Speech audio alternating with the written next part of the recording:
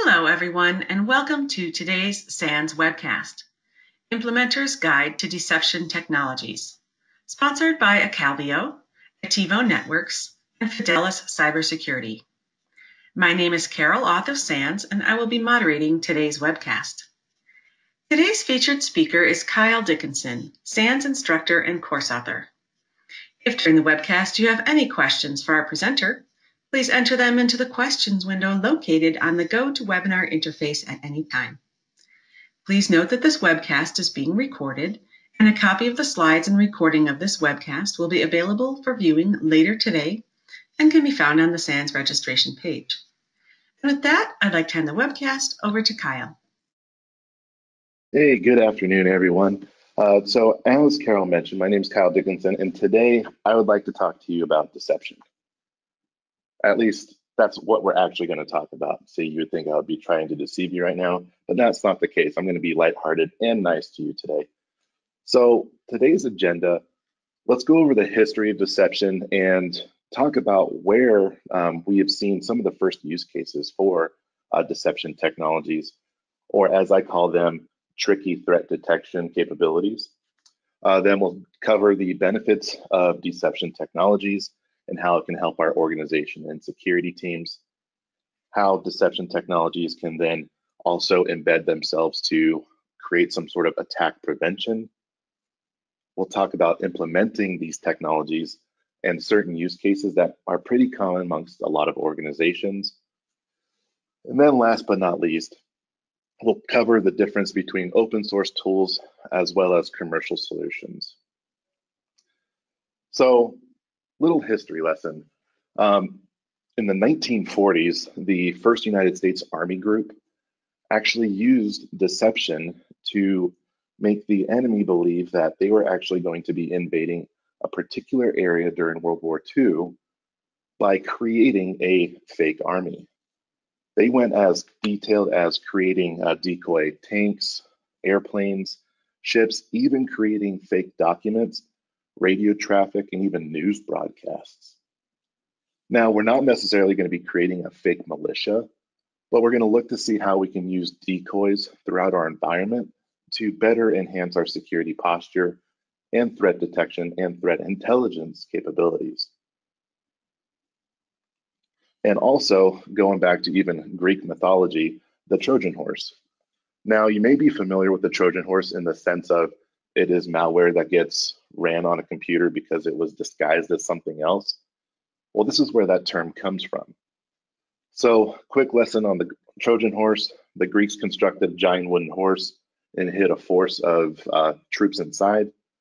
The Trojans pulled the horse into the gated city of Troy, and at night, the Greeks crept out and opened the gates to allow more forces in.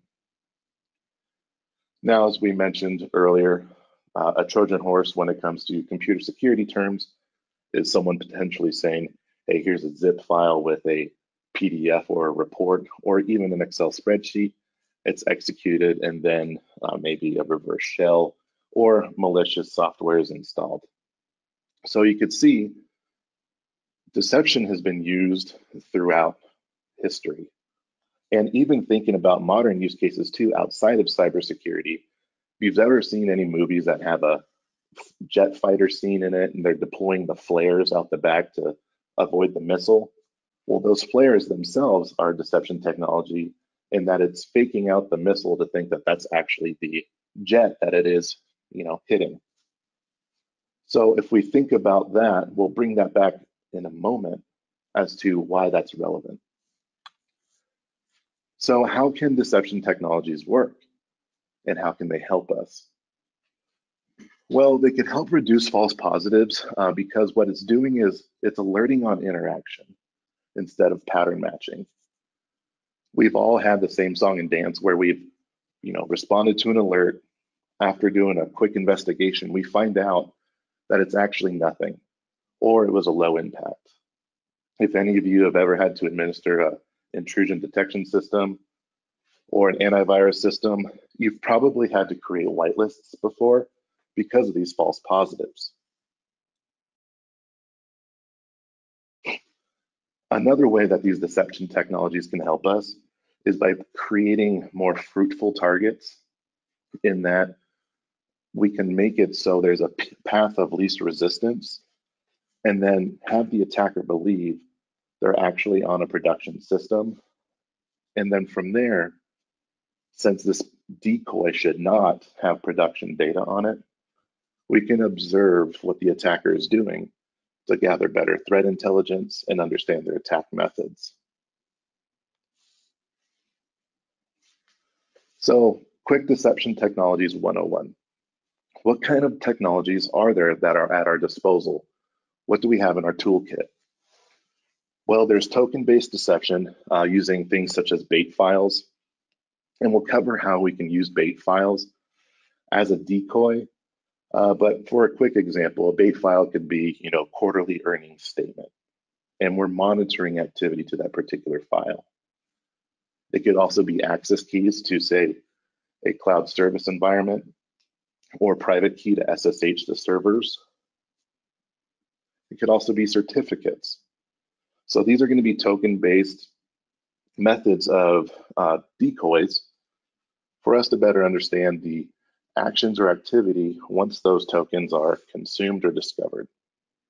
Now, appliance-based deception, these are actually small appliances, or they can be a server to emulate various systems. These could be smaller systems like a web server or a workstation, to even maybe emulating a small database server. And then you have, moving up the stack, enterprise level deception. That sounds pretty awesome to me, and it is awesome in the fact that it's a way to heavily integrate a deception technology or platform into our environment to where it's almost emulating our entire production environment. And we'll talk about a use case of how we can use this to our advantage.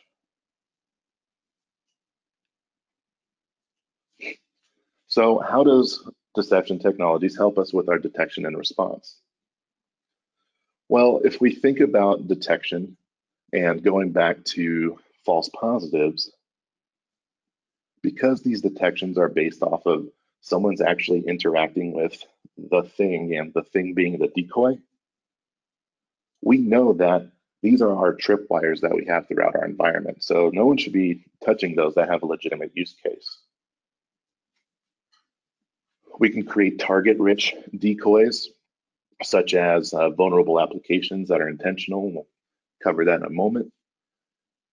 And what about our response? So with our responses, we have the opportunity to observe what the attacker is doing. Now, I understand that incident response plans may differ based on your organization or the industry that you're in. However, more times than not, if we have an attacker on the network with hands on keyboard, we probably want to boot them out of our environment as soon as possible. We'll talk about how that can kind of help but hurt us at the same time. But because they're potentially attacking a decoy, we get to watch them. We get to observe their techniques and better understand what was their entry method and what is it that they're actually trying to do within our environment. Do we notice that it is a tactical attack within our infrastructure? Or are they running a bunch of scripts that they found on a code repository? Or are they hitting Hail Mary on an exploitation framework? Now, how can these decoys or tricky threat detection capabilities help with attack prevention? Well, we can have what they call decoy to production system ratio that increases the attack surface as a benefit. So if we look back, if we deployed one decoy for every 100 production systems, that's almost hoping that the attacker finds the needle in the haystack. However, if we do one decoy to every 10 production systems, or however the ratio could increase for our benefit, you could see that we're almost adding some fluff around our environment to protect us from an attack.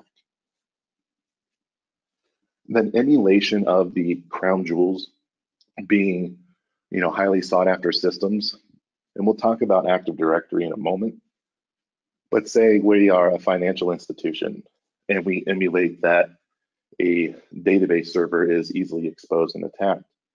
That might be a fruitful target. Or say we have a lot of intellectual property in our environment and the attacker knows this. They might be looking for, say, mailboxes or credentials to an executive.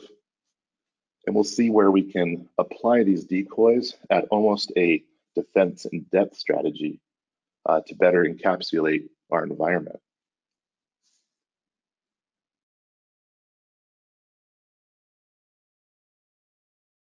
So knowing thy enemy beyond the hacker in the hoodie approach. So I mentioned most incident response plans may be that we get the attacker out of our environment as soon as possible to limit the blast radius.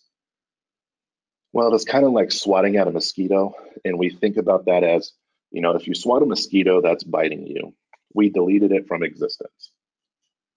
But if we boot out an attacker, a couple of things that come to mind if I'm thinking of my offensive security mindset is, okay, what was I doing that they were able to detect me and then booted me out of their environment?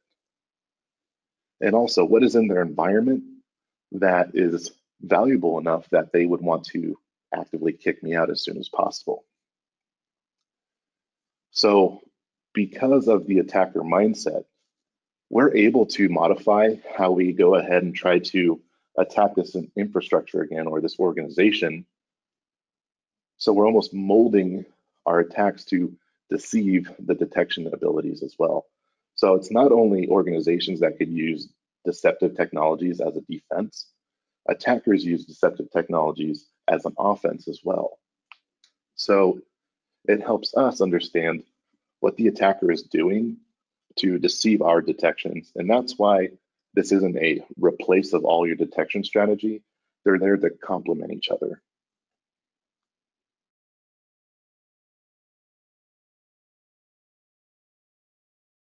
So network assets, we're going to cover the different types of targets that we will have in our organization.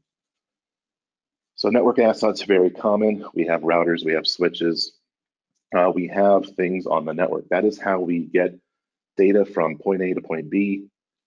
We're not running around with flash drives anymore and handing off a document to be printed. At least I would hope not. And so an attacker can learn the landscape by doing things such as ping sweeps, port scans, and even vulnerability scans. Now, although these are kind of noisy types of ways to interrogate the environment, they are successful methods. And we could argue that it's because we're either not evaluating or not alerting on these types of activities because we probably have some sort of tool that's doing network monitoring and it does some sort of scan across our network and we got tired of seeing that alert over and over. Or we might have not run across a use case to where a detection is built around these types of ways to learn a landscape. And then from there, an attacker is able to fingerprint a host or an appliance to understand what is the make, the model, the OS. If you've ever used Nmap before, you understand the power behind it to where we can identify just by having network connectivity to a device without having to authenticate to it, what kind of information we can pull to better understand what it is we're looking at.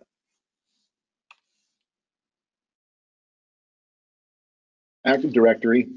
Now, I understand not everyone may be using Active Directory, but I would say the majority are. And Active Directory, if you're not familiar with it, contains users, computers, groups. It's how we get authenticated and authorized to our environment. And moving this even further, a lot of organizations started adopting cloud-based Active Directory, such as Azure AD.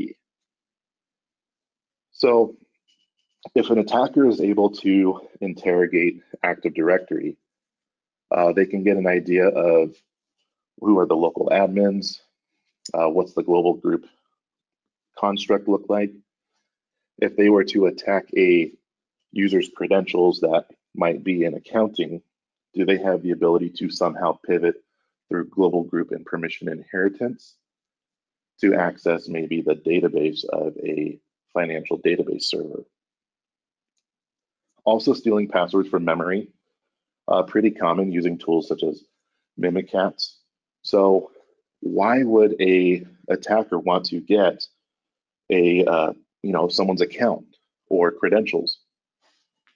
Well, because our detections are going to see an attacker trying to attack our infrastructure. But if we logged in as, say, Mark the intern, we're going to see actions and activity attributed to Mark the intern, not Kyle the attacker. This also gives us the ability to understand what kind of access this user has. And if this user has the access that we need, well, then our attacks are successful. We can get the crown jewels as we want to grab. Now, different types of credentials that can be exposed very easily and is very common at this point in time are passwords being committed to code repositories.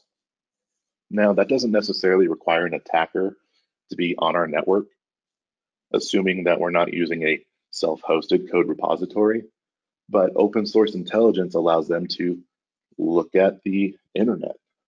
Did they find a username and password for Mark the intern for code that he committed? Does he have a username and password written down on a piece of paper at his desk? Now we're starting to cover insider threats, because insider threats are still a threat, and decoys can also help us detect insider threat as well.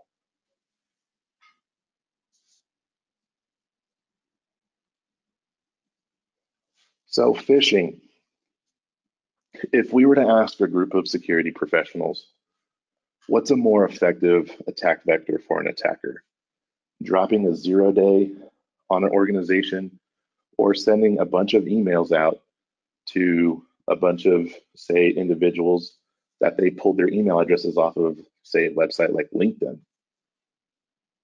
Most of us are going to say a phishing attack. So we have the targeted phishing campaigns. It's called spear phishing.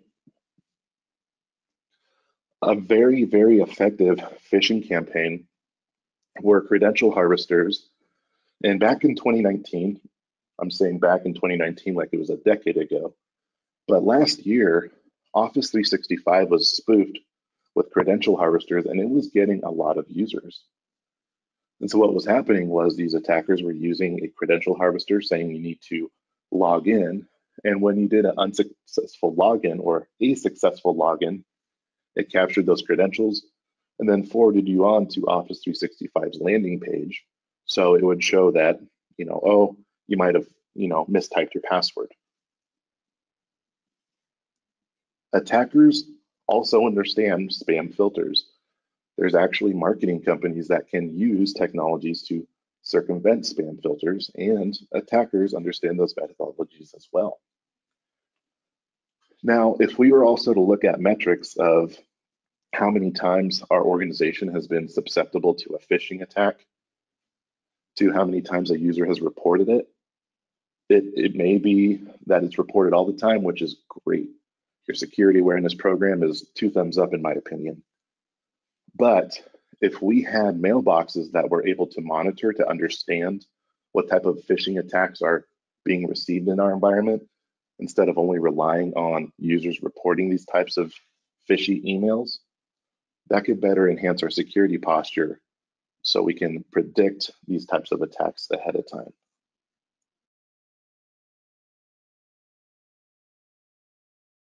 So covering the different use cases we just had, when we go to implement these decoys or tricky threat detection capabilities, as I'll call them, we also have to think about the business decisions. What is the effectiveness of our current security controls and processes? Do we have an efficient incident response plan? Do we have the proper detections in the proper areas? Do we understand what is considered sensitive within our environment? Because if we don't, and we say protect all the things, one, that can be rather costly, And two, it doesn't give us the time required to pay attention to what we would consider highly valuable in our environment. And also, what are the desired outcomes?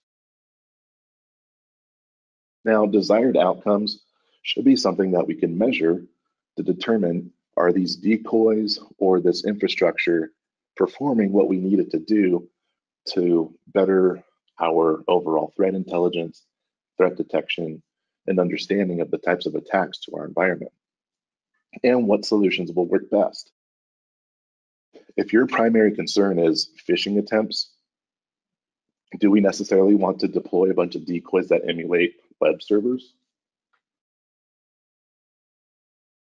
So understanding what solutions will work best will allow us to focus on that particular area. And this is why it's important to kind of break through that. Well, everything's important in our environment, so protect it all.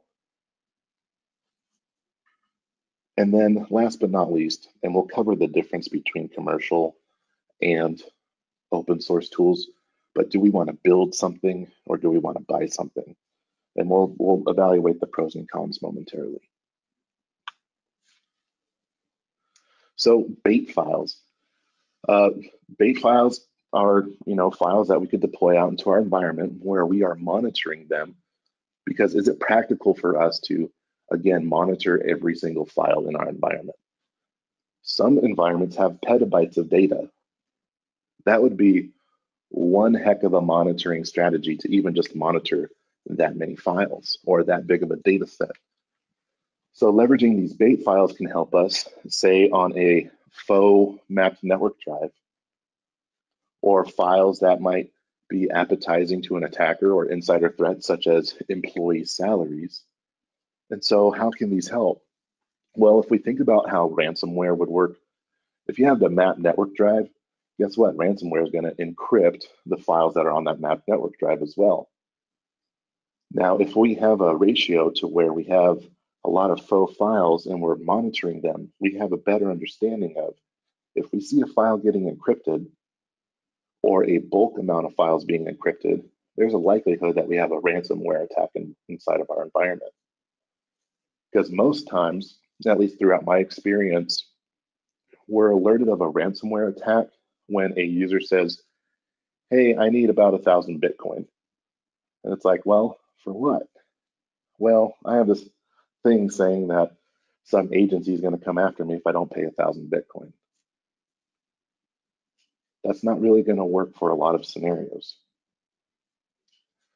And then covering insider threats, if we make faux documents such as, monthly earnings statement or employee salaries, or maybe even pay raise schedule, and place them in an area where, prying eyes shouldn't be, we understand that there's prying eyes. Now, honeypots. This is the first time that we've talked about honeypots. However, honeypots have been around for a very, very long time.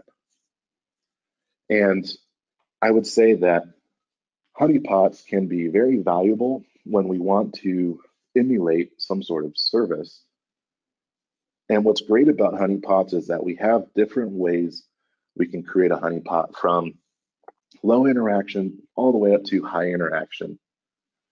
And this can help us scale the type of environment that an attacker would come across, and can help us scope down the administrative overhead for these types of honeypots as well. So low interaction being, I am a little VM, short and stout, and I respond to a ping request, or I show that I have port 22 SSH or port 3389, which is remote desktop, available.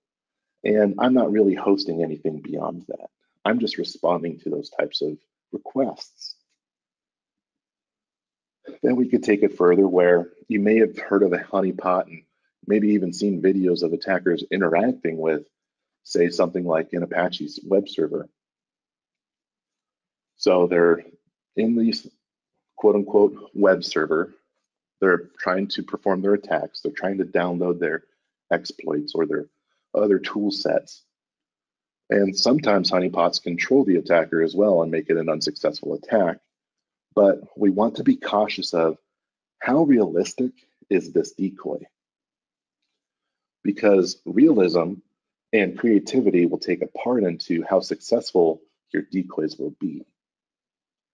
So if an attacker is able to detect your deception, well, then we might not be able to get the full picture of how they are trying to attack our network or be able to augment our threat intelligence. And then we have high interaction. This can be a full Active Directory domain. This can be a full 3-tier application that gets deployed to your environment that has a web server at the front, an application server in the back, and a database server all the way at the end. So we can get very creative in the scenarios that we set up based on the use case and requirements that you have, so we can better understand these attackers.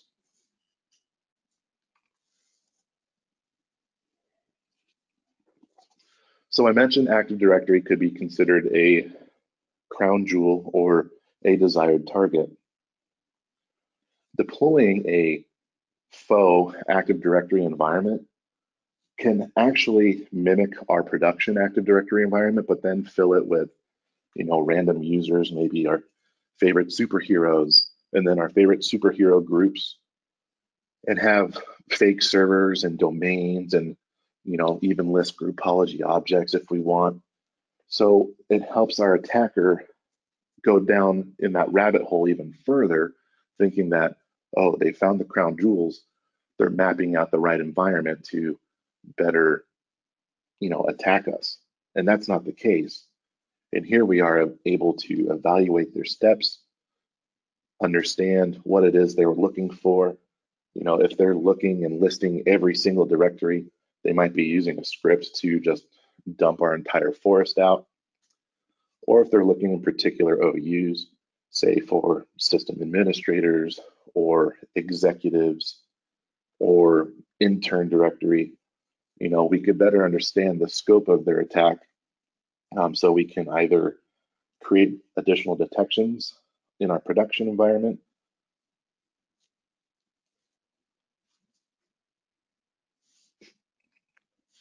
and when we come to a faux Active Directory environment, comes faux credentials and faux accounts. Now, going back to the decoys of, if we deploy one decoy for every 1,000 users, that's, again, the needle in the haystack scenario, where if we create users that are easy to, we'll say, quote unquote, crack and discover, and then they begin trying to use those credentials as a authenticated user in our decoy environment, what do they want to do as a authenticated user? Do they want to try to pivot, act as another user, try to find local administrators on a workstation?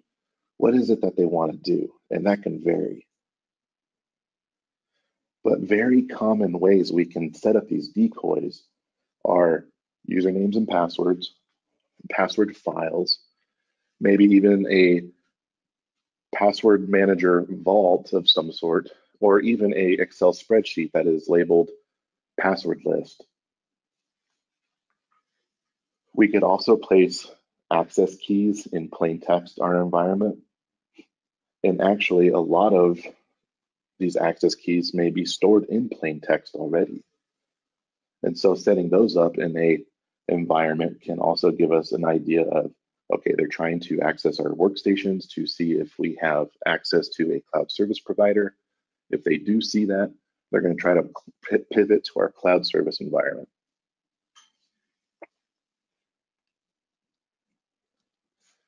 Going back to phishing decoys.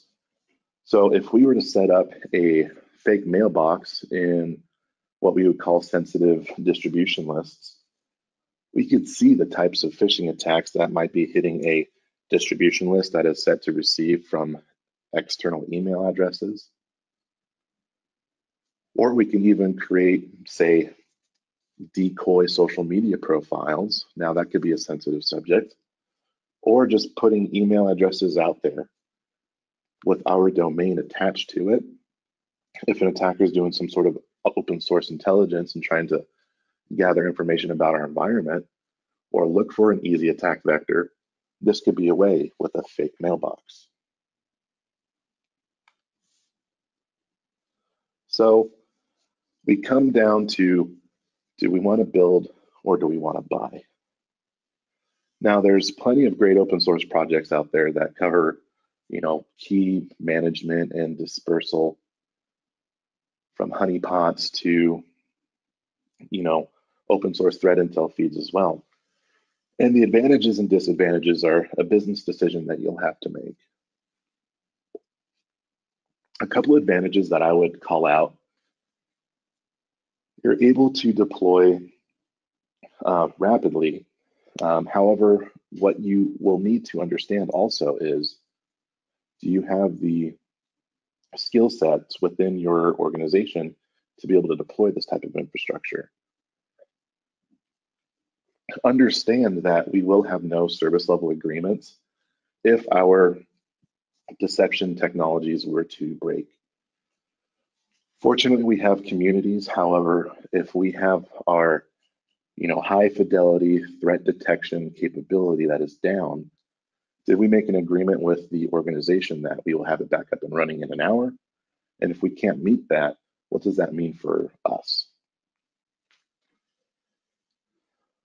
The advantage of having flexibility and customization, so we can mold the open source tool into our environment and configure it the way we want it, is also very wonderful. And of course, above all else, lower startup costs. Now, there's no such thing as a free lunch. You will need to have hardware or infrastructure to deploy this tool set onto. So we won't say it's absolutely free, but you'll have lower startup costs. One risk I would recommend reviewing when determining, do you want to build or do you want to buy, is what happens if that open source project just becomes discontinued. It doesn't get contributed to anymore because the primary developer got hired by some company, or they just don't have the time, because maintaining open source projects, and respect to those that do maintain and contribute to open source projects, is very time consuming. And if you want to then go from a open source project to a commercial solution, there might be some barriers to adoption. And then commercial tools. So commercial tools, they're great. It all depends on your use case and requirements. What I would say that I like about commercial tools is that they have SLAs. So if I'm on vacation and something starts to go awry, someone else can reach out to their support instead of relying on, say, my tacit knowledge to aid in resolving the problem while I'm on the beach with a pina colada. A lot of these commercial tools will have built-in third-party integrations as well, so that accelerates our adoption to deception technologies, and also integrates with a lot of our potentially pre-existing commercial tools that we may be leveraging. Some of them may also have some sort of hosted environment to where they are responsible for the administration of the underlying platform, and then you're responsible for maybe setting up a Amazon machine image or machine image through a cloud provider, or standing up a agent throughout your environment.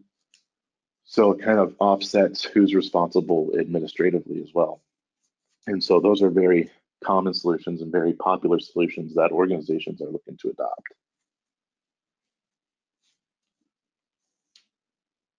So what I want you all to take away from this is, deception is not a naughty word anymore when it comes to looking how an attacker is trying to get into our environment and building better threat intelligence for our organization to reduce the amount of risk that we have. Deception, in my opinion, isn't a dirty word anymore. There are various decoys for the different use cases that we have and different crown jewels we may want to protect. And also, going back to the whole decoy to production system ratio. Don't make it so the attacker has to find the needle in the haystack where you hope they come across the decoy. Look to have a happy medium when it comes to the amount of decoys you have distributed through your environment. With that, I'm sure some of y'all have questions. So I'm going to hand it off to Carol, and we'll go ahead and cover those questions that you'll have. All right, thanks for that great presentation. We have some questions ready for the Q&A. However, if anyone has a question for our presenter, please enter it into the questions window now. Our first one asks, if cyber deception is so great, why isn't everyone doing it? If cyber deception is so great, why isn't everyone doing it? Honestly, some organizations may not have the use case for it, or they may not understand what deception technologies can do to enhance the security of their environment. However, when we look at the history of honeypots mimicking a web server, this has always been around, or maybe even some organizations are taboo about the word deception technologies. That's why I always, lightheartedly say tricky threat detection methodology.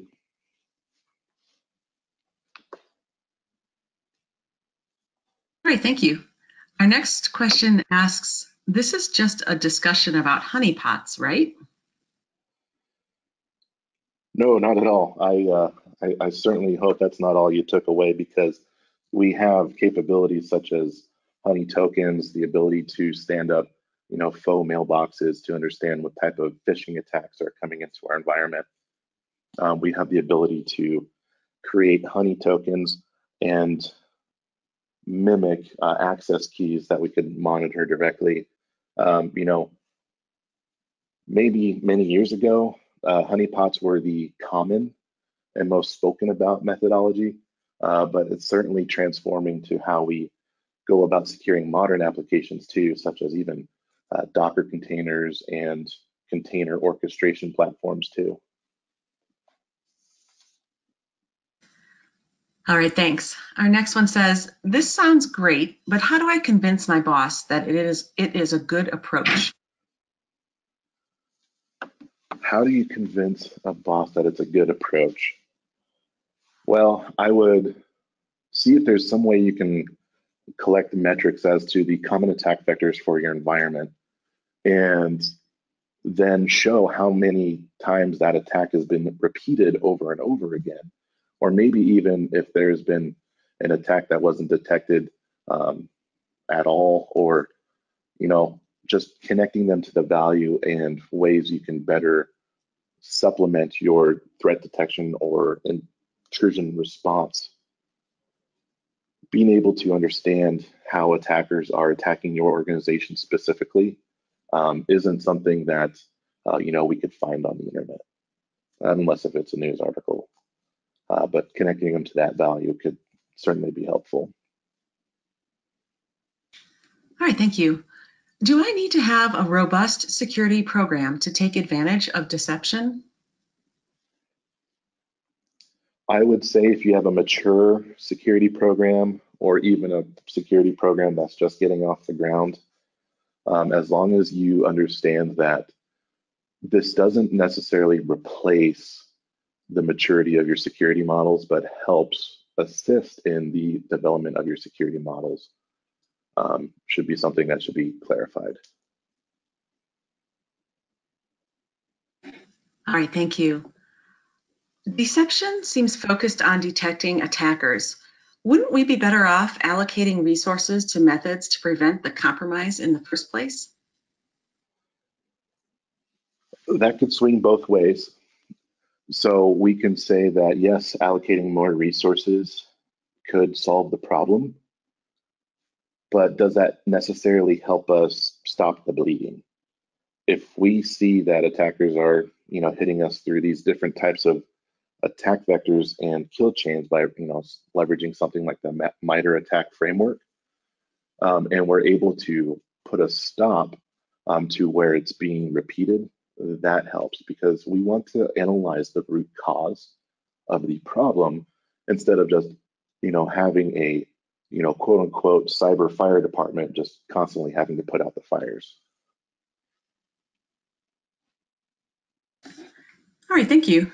Do you have any recommendations of reading materials, books, articles, video-based courses that touches this topic in detail that I can consult to understand deception technologies? I could promise you that there's going to be a white paper that's actually probably available out right now in the SANS reading room about deception technologies.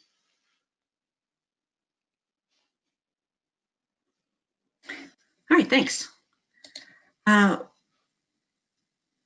What are some of your favorite open source honeypots or frameworks for deceptive services? Some of my favorite honeypots. So in my position, I'll say that I don't leverage honeypots too often, as I focus on cloud security within my organization. And so honey tokens, I find a lot more value because of the current situations of credentials being discovered within open source repositories, or sorry, code repositories for that matter, and also just understanding what an attacker wants to do with these types of capabilities. So for open source, there is a service, and I don't want to butcher the name. I could tweet it out, but I believe it's called Honey Tokens. All right, thank you. Is deception meant to find advanced or basic attacks? All the above. And I would say that you will have a better understanding of basic attacks and advanced attacks depending on the type of interaction of honeypots that you deploy, as well as the, I'd say, creativity of trying to make your decoys not detectable by an attacker.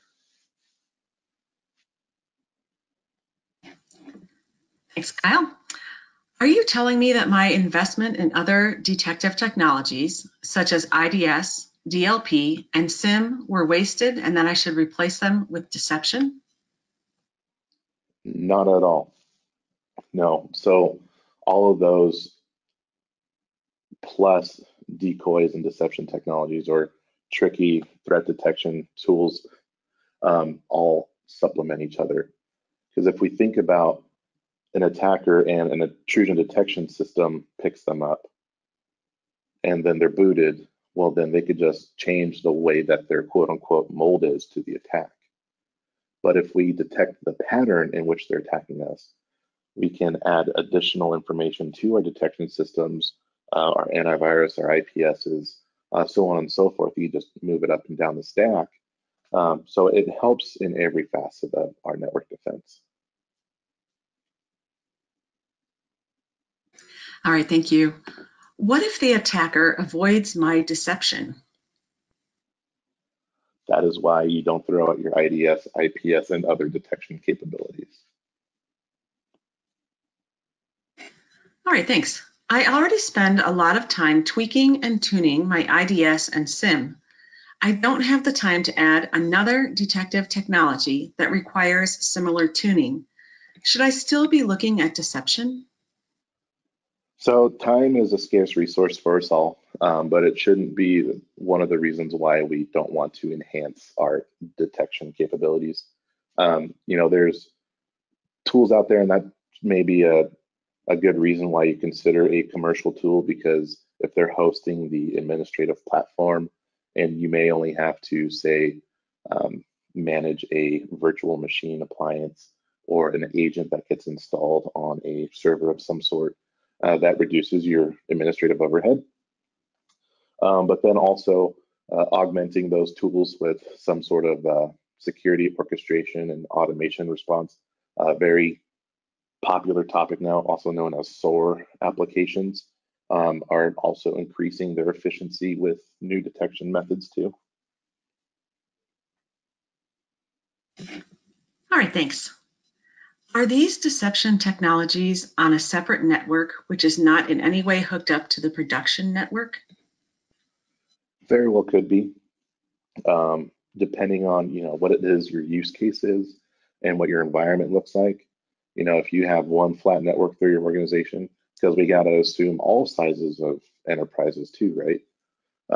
You may have your deceptive technologies, just in a DMZ that's not connected through directly to your production environment. Or you may have, a couple decoys in your production environment, but implementing it in stages or layers can help us see how far an attacker is getting. All right, thanks, Kyle. How scalable is deception? Can it be deployed in small environments, and does it scale to the enterprise? Yes, it does. You may have heard the term infrastructure as code being used, and it's especially popular with DevOps teams nowadays. You can use infrastructure as code to scale the deployment of deception technologies, again, or you can use commercial tools to scale that with you. But really, when we look at scaling, what are we wanting to grow? Because it's very easy to deploy, hundreds of access keys throughout the environment, but it might be a little more time consuming to scale up, a complex faux Active Directory infrastructure. So I would say it depends on the maturity of your scaling capabilities as they exist now, because you're not going to automatically be able to scale to a wide variety if you don't have a method of managing that already. All right, thank you. What types of forensics and intel can be generated by deception that you don't typically get from other prevent or detect systems? So we can record the attacker's moves. We can look to see what it is that they're actually trying to accomplish. We could also understand what types of attacks are being utilized at a high level with our environment. Going back to the phishing mailbox example, we might not have insight to all of the successful phishing mail that is past our spam gateways. So that affords us an opportunity to evaluate that even further. It also helps us understand what type of deceptive technologies an attacker is using themselves. Thank you. What are the top 3 benefits of cyber deception? I would say, and this is just from my point of view, the observability of the attacks, the ability to have our opportunity to create higher fidelity alerts, and then also, since it's not behavioral based, but it's actually action based. Someone is touching a server, someone is touching a file, someone's using a password, instead of, oh, this matched a heuristic pattern, trigger an alert. So that higher fidelity could be very valuable too. All right, thank you. Deception sounds great, but what if the attacker discovers its use? Does that eliminate its usefulness? I wouldn't say it eliminates the usefulness, but could be an indicator of how we need to adjust our methodologies for these decoys. If we think about, our intrusion detection systems, they're not a set it and forget it type technology. We want to maintain them. We want to keep them up to date. We want to create signatures around them, very similar to our deception technologies or our decoys. If we think about, if we were to create an inflatable tank and put it in the parking lot and then just set it and forget it, what if it deflates? That is no longer a effective decoy. We have to constantly fill it with air, make sure it's not fading, make sure it still looks like a tank instead of, turning into a beach ball of some sort. All right, thanks, Kyle. That's all the questions we have for today. Do you have any closing thoughts you'd like to share? I would say that, again, deception technologies may have had a taboo around the word deception. Tricky, again, the lighthearted way of saying deception is the tricky detection methods. However, I do see that with modern technologies come modern problems, and how do we better understand these types of attacks within our environment. We may currently subscribe to threat intel feeds, and those definitely great, have their use cases, but how do we then supplement it with what is really relevant to our environment as well? And Kyle, I hope you don't mind, we had another question pop in. Sure.